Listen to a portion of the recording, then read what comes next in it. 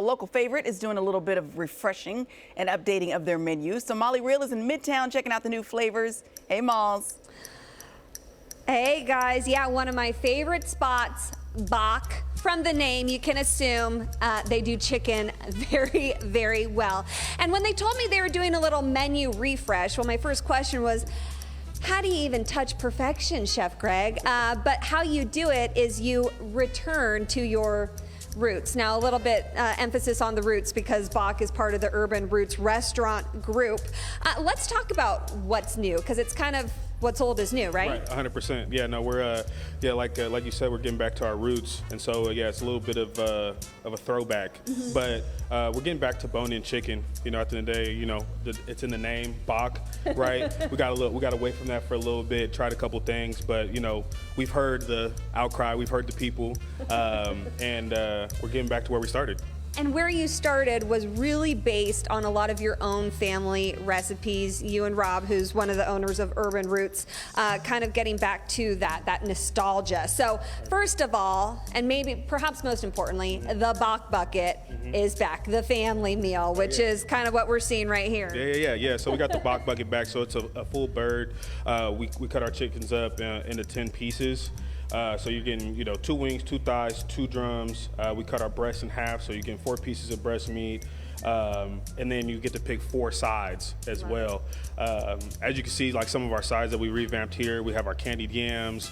We have our greens, which is a mix of collard and mustard. We use smoked turkey in those. And then we just have like a little like southern pickle with cider vinegar with onions and tomatoes on top. And then we've really revamped our mac and cheese, which goes back to like my grandparents and my mom's recipe.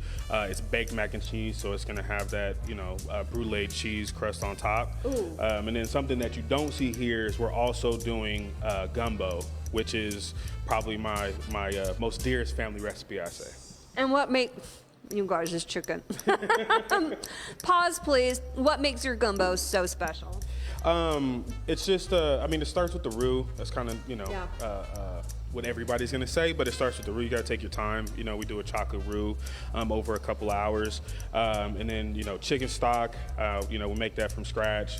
And then we're going in with andouille sausage, chicken obviously being Bawk.